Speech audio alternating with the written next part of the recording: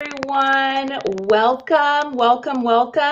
I'm Sophie Scardacci. I'm with C&T Publishing and with Creative Spark, which is C&T Publishing's online learning platform.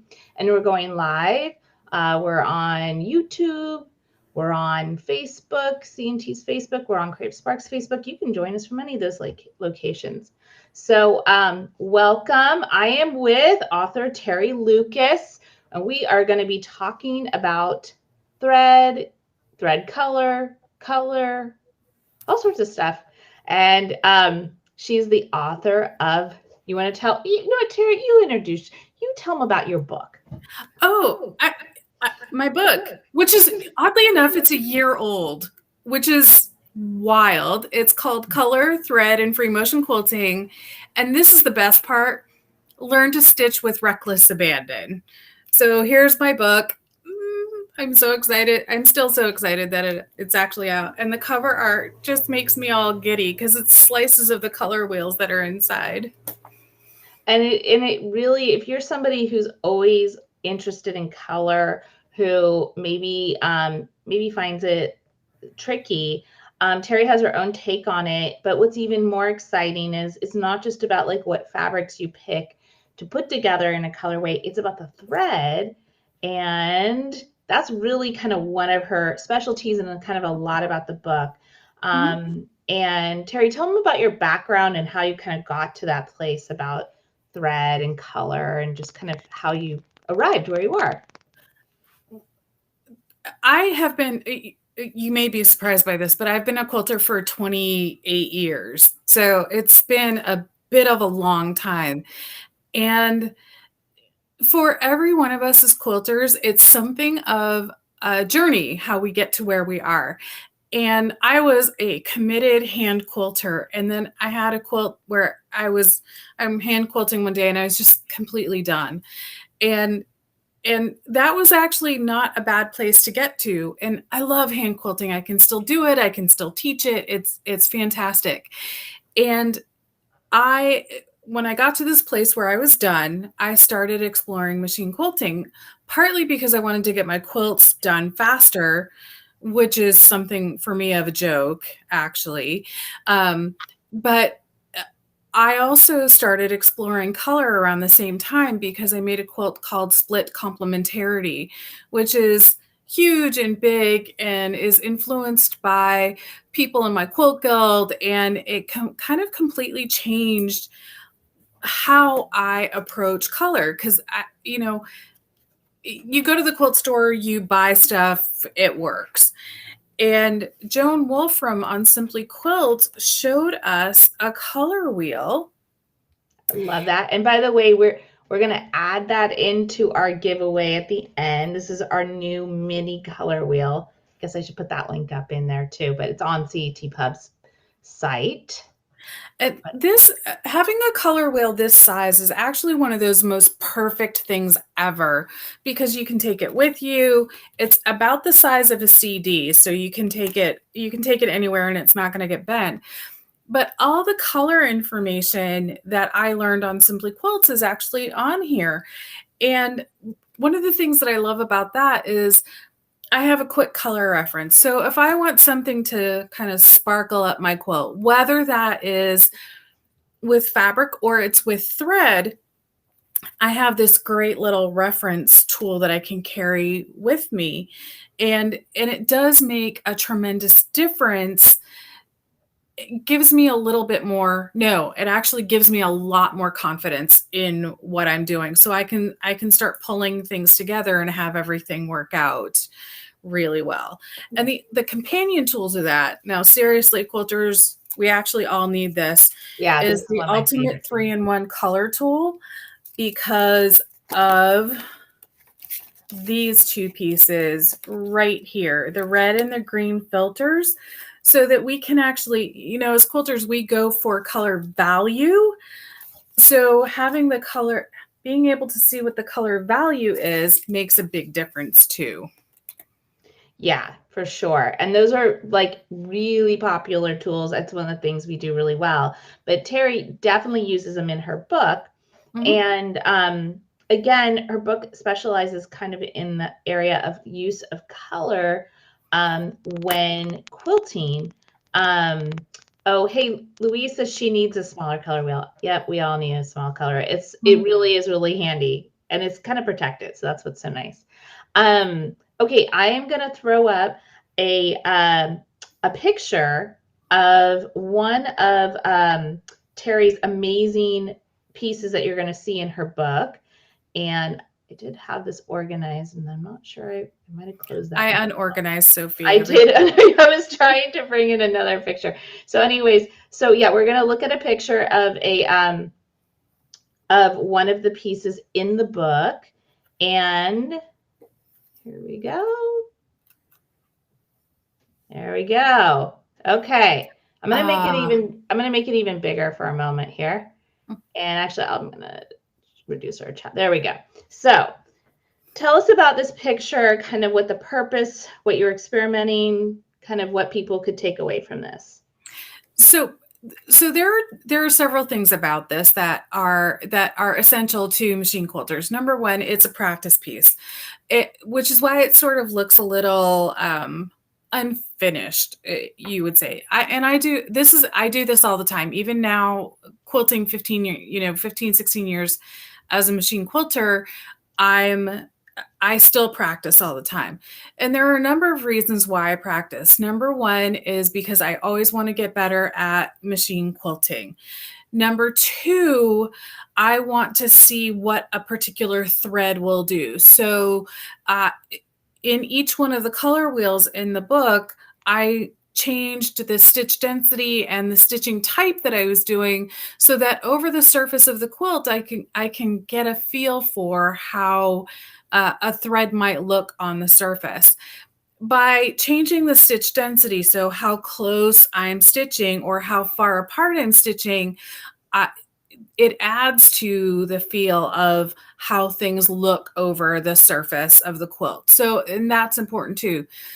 The other thing that you can see here that is important as well is that there are spots that sort of look blank, and that's where the color kind of goes into the background. And that's important to know for a couple of reasons. Number one, the values then are kind of close. So on the orange, which is on the opposite side of the color wheel from the blue, that really dark one starts blending, even though it's stitched pretty densely, it sort of blends into the background, and the blue in the background shines forth.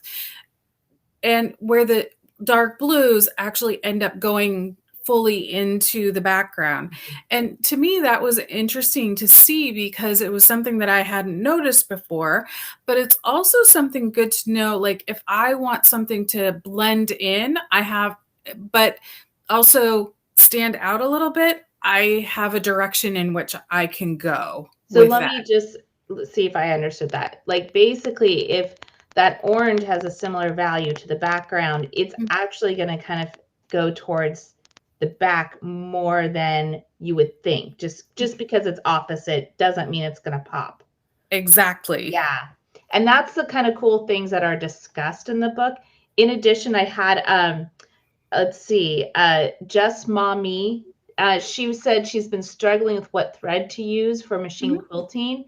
And Teri does this great chart in the book that is like threads, all these different weight threads, and then what needle. I mean, like it's like really informative. It's not just, I'm oversimplifying when I say that, but okay. So there's two ways that I look at thread. Well, okay, let me modify that. There's three ways that I look at thread. Number one is thread color. What color do I want to use for whatever project that I'm working on?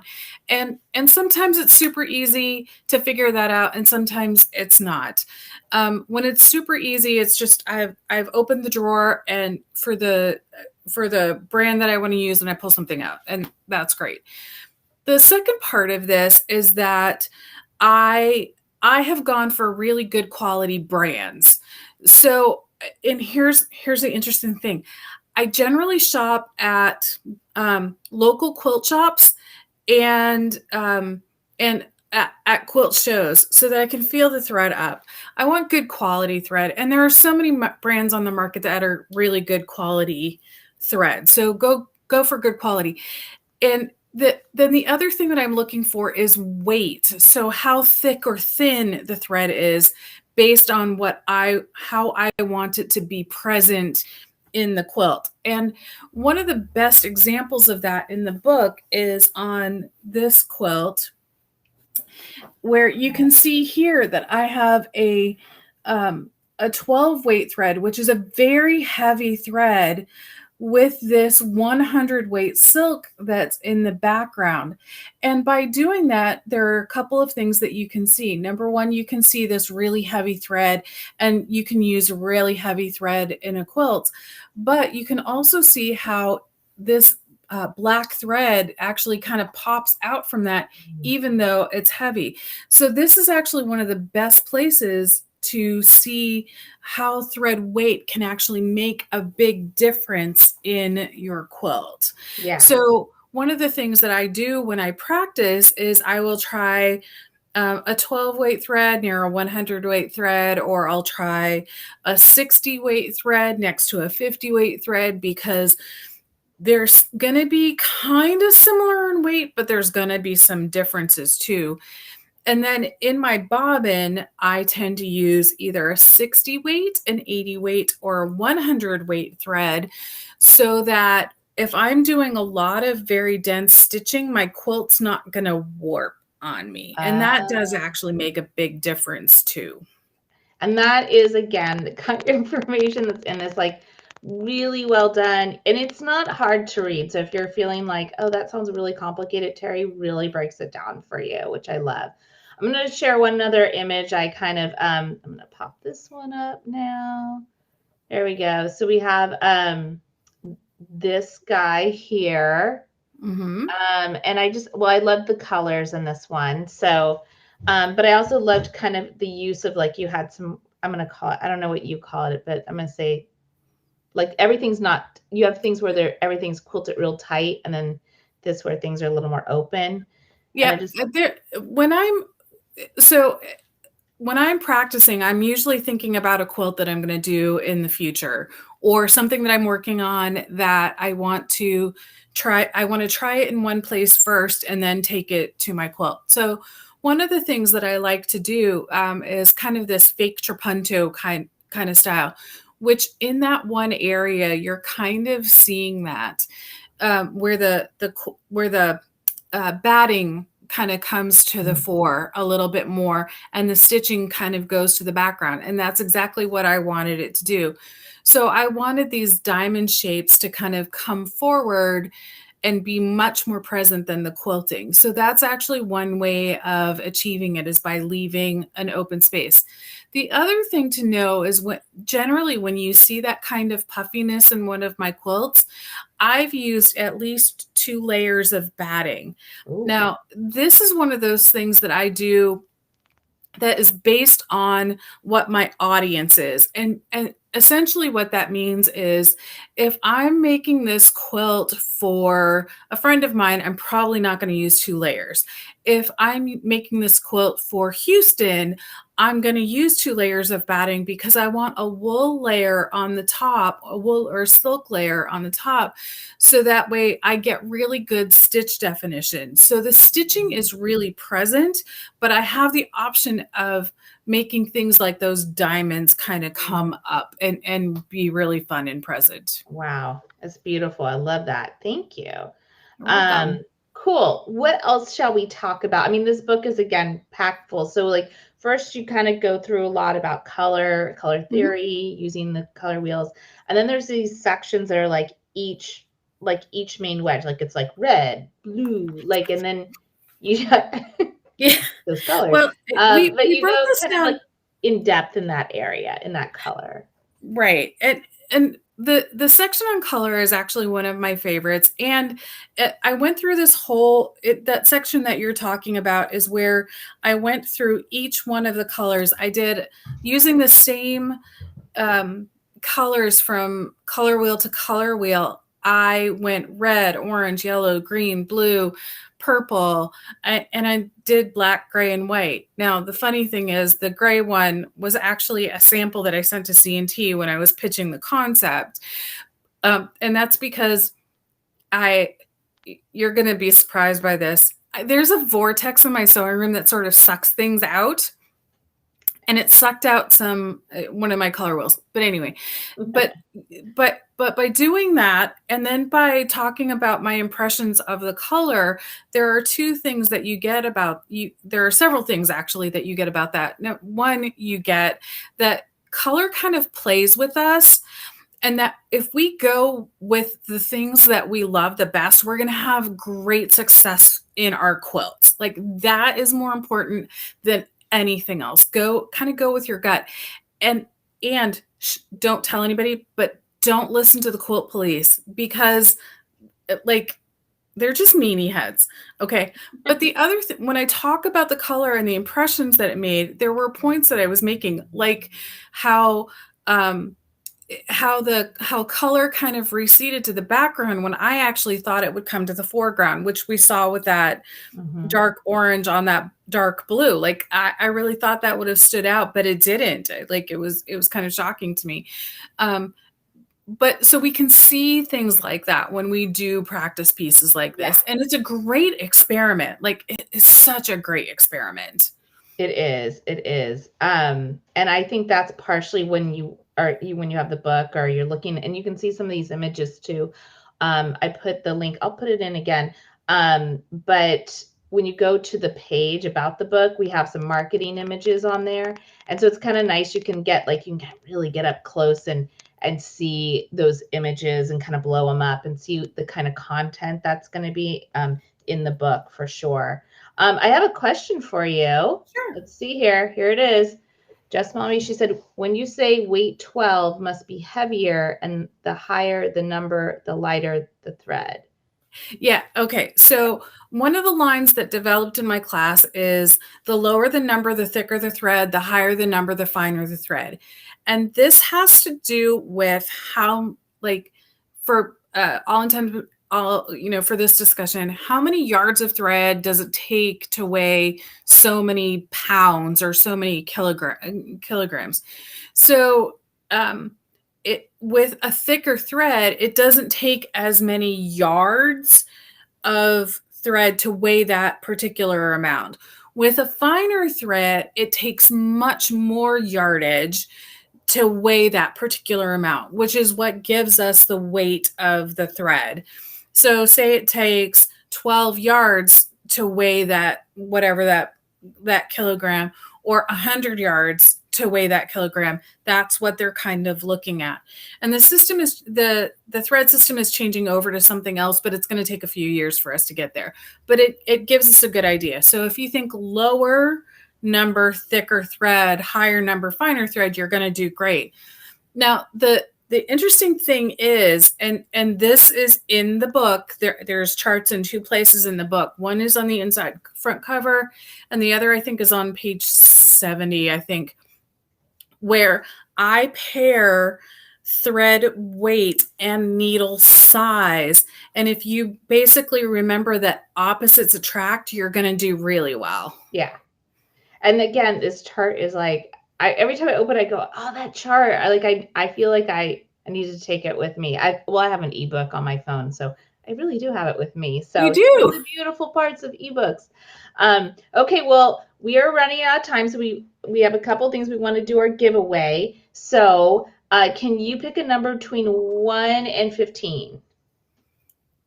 12. Okay, let me count. 1, 2, 3, 4, 5, 6, 7, 8, 9, 10, 11, 12. Hey, Kaz Regina, you are my winner. And yay! Congratulations! You're going to if you could just email us, I'm putting the email in there for you. Email us and say, I won Teri's, you're getting the book and the mini color wheel. Yay! So yeah. Yay! I know that's the best part about joining our lives. Hey, just in case you like lives, and we actually have 2 today. I don't know if you knew that, Teri. We have today's Cozy Mystery Day, it turns out. And we have a couple really amazing fiction authors that write quilting mystery, cozy mysteries. And this afternoon, Jessica, who's with C&T, is going to be talking to Anne Hazelwood, people. Like, if you don't know Anne, you're going to want to join. Oh my gosh, you guys have to go over there when they're doing this, because this is going to be good. Is going to be Anne Hazelwood. So anyways, Teri, thank you for joining me. And one other thing is, like, be on the lookout if you're a Creative Spark follower. Teri is in the process of making a class. So she'll be able to do more kind of these kind of demonstrations in a class format. So thank you everybody for tuning in, or if you're replaying this, thanks for watching. We hope you have a great day, right? Yes, please have a great day and get some stitching done. Yeah, do it. Okay, thanks. Thank you. Bye.